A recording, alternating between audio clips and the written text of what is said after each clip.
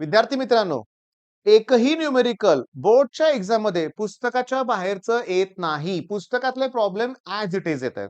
Okay. बर. Solve problem, exercise मधले problem, practice perfect केली आणि त्यातलेच प्रश्न जर परीक्षेत येणार असतील तर पैकीच्या पैकी मार्क का नाही मिळणार? मी तुम्हाला सांगतो का नाही मिळणार.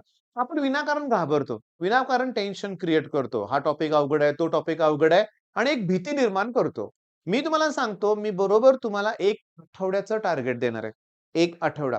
पुढचा एक आठवडा आपल्याला ना पूर्णपणे मॅथ्सला वेळ द्यायचा आहे. बरं, फक्त मॅथ्सच करायचं, बाकीच्या कुठल्या सब्जेक्टला हातच नाही लावायचा, असं मी बोललोय का तुम्हाला? नाहीये. त्यामुळे तुम्ही फिजिक्स, केमिस्ट्री याची रिव्हिजन करा. पण जास्त वेळ हा मॅथ्सला द्यायचा आहे या आठवड्यात. मी तुम्हाला सांगू का? करूया काय? कसं करायचंय आपल्याला?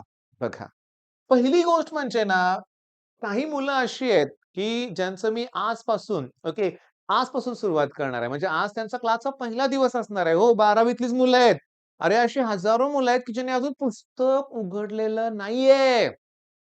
म्हणजे त्यांनी काहीच अभ्यास केला नाही असं नाही. ते जेईचा अभ्यास करत होते. N-C-E-R-T, modules. ओके. मॉड्यूल मधले एम-सी-क्यू, पी-वाय-क्यू त्यांनी सॉल्व्ह करून केलेत. पण बोर्डची तयारी झिरो आहे. आता तुम्ही म्हणाल, "सर, आता न्यूमेरिकल जेईई लेव्हलचे सॉल्व्ह केले, तर बोर्डचं काय वेगळं करायचंय?" हो, वेगळं थोडंफार आहे. प्रेझेंटेशन, लिखाण करायचंय.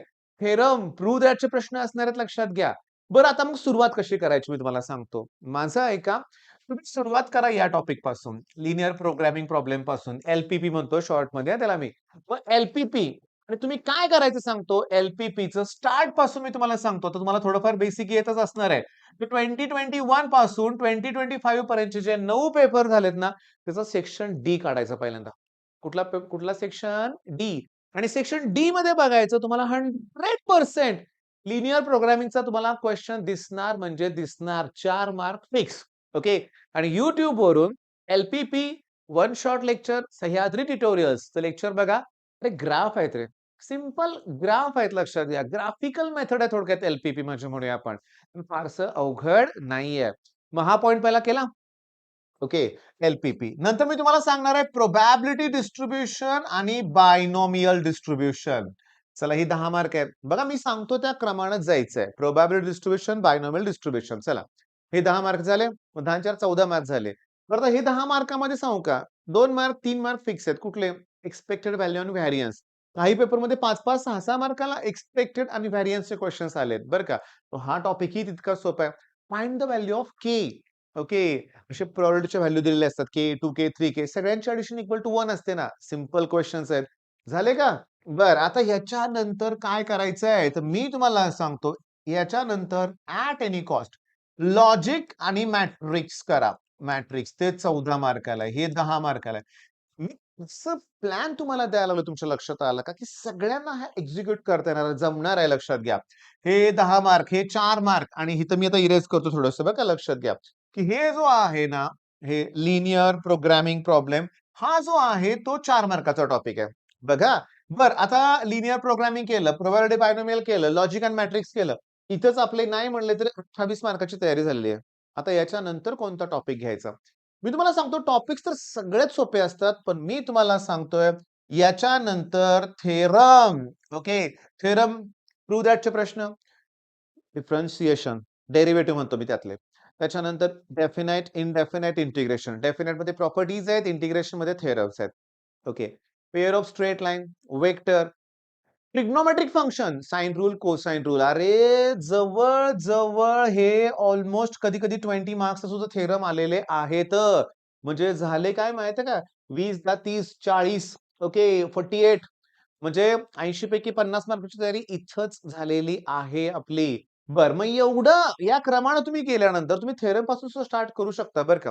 थेरम पासून सुद्धा स्टार्ट करू शकता. आता त्याच्यानंतर मला तुम्हाला काय म्हणायचं आहे, की वेक्टर टॉपिक ईझी आहे. ट्रिग्नोमेट्रिक फंक्शन हा टॉपिक ईझी आहे. तसं वेक्टरचं टोटल वेटेज 12 मार्काचं आहे. ट्रिग्नोमेट्रिक फंक्शन 10 मार्काचं आहे.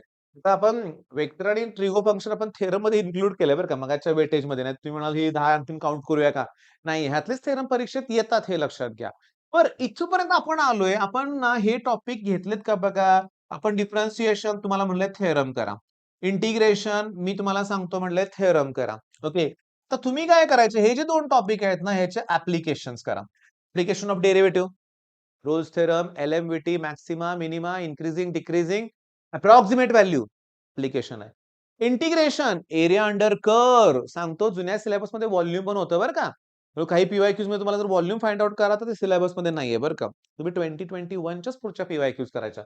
याचे ॲप्लिकेशनचे क्वेश्चन जर आपण केले तर इथं मात्र आपले पुन्हा 16 मार्क फिक्स होतात. हे वेगळे मार्क आहेत. थेरम नाहीये. थेरम सोडूनचे हे मार्क आहेत. मग आपण मगाशी 48 पर्यंत पोहोचलो होतो. 48 आणि 10 58 आणि 58 आणि 6 ऑलमोस्ट झाले किती? झाले किती? बर आता याच्यानंतर मी तुम्हाला सांगतो. आता मात्र एवढं झाल्यानंतर काय करायचं? बघा, मी खूप महत्वाचं तुम्हाला आठवड्याचा प्लॅन दिला लक्षात घ्या. मग आज काय केलं पाहिजे? मी सांगतो की क्रमानं जावा ना, यातलं पाहिजे ते ठरवा तुम्हाला काय करायचंय ते. माझी इच्छा आहे, मी सांगतो तुम्हाला. माझी इच्छा आहे थेरम करायचं. ओके. थेरम जितके होईल तिथे कंप्लीट करायचा प्रयत्न करा. तिथं तुमचे फिक्स होतात मार्क बरं का. चला टार्गेट देतो. 3 थेरम्स टार्गेट देतो. डिफरन्शिएशन. चला. ॲक्चुअली खरी गंमत सांगू का? हे टार्गेट ना कंपल्सरी आहे आमच्या ऑफलाईनच्या मुलांसाठी. मग छडी घेऊनच मी चेक करणार आहे लक्षात घ्या. म्हणजे मी तुम्हाला सांगू का डिफरन्शिएशनचे 3 थेरम हे आलेच पाहिजेत तुम्हाला. आता हे झाल्यानंतर करायचं काय सांगतो. हे झाल्यानंतर तुम्ही काढायचंय वाय लर्न आणि वाय लर्न वरती 1 मार्काचे प्रश्न करायचे. गंमत बघा. हा प्रश्न कसा वाटतोय सांगा. हा प्रश्न तुम्हाला लेव्हल कशी वाटते? ओके. हे विचारले परीक्षेत. ई रेज टू एक्सचं इंटिग्रेशन. एक स्टेपमध्ये ई रेज टू एक्सचं integration, e raise to x plus c finish 1 mark मिळाला तुम्हाला. एवढे ईझी क्वेशन प्रत्येक पेपरमध्ये 4 मार्काला असतात. एकदम ईझी. मग आपल्याला पीवायक्यूज बघायचे आहेत. म्हणजे कोणत्या टाइपचे प्रश्न येतात आपल्याला अंदाज येईल बरं का. म्हणजे तुम्हाला मी सांगतो 1 अँड 2 मार्क्स क्वेशन्स तुम्हाला करायचे आहेत. All topics. सगळ्या टॉपिक वरती लक्षात घ्या. बरं इथं राहिलंय काय? Line plane. राहिलंय काय? लाईन प्लेन धरलं ना मी बरोबर. डिफरन्शियल इक्वेशन राहिलंय. काय राहिलंय? Pair of straight line. आता सांगू का? या माझं तुम्हाला प्लीज असं एक सजेशन आहे. जेव्हा तुम्ही पीवायक्यूज बघाल ना, तेव्हा तुमच्या एक गोष्ट लक्षात येईल, की जास्तीत जास्त प्रॉब्लेम तर पुस्तकातले सॉल्व्ड आहेत. ओके. जास्तीत जास्त प्रॉब्लेम तर एक्सरसाइजच्या सुरुवातीचे पॉइंट आहेत, प्रॉब्लेम्स आहेत लक्षात घ्या. म्हणजे तेवढं नाही सगळंच करायचं आहे आपल्याला, पण इमिडिएटली करायचंय काय? तुम्ही कुठलाही टाइप कव्हर करा.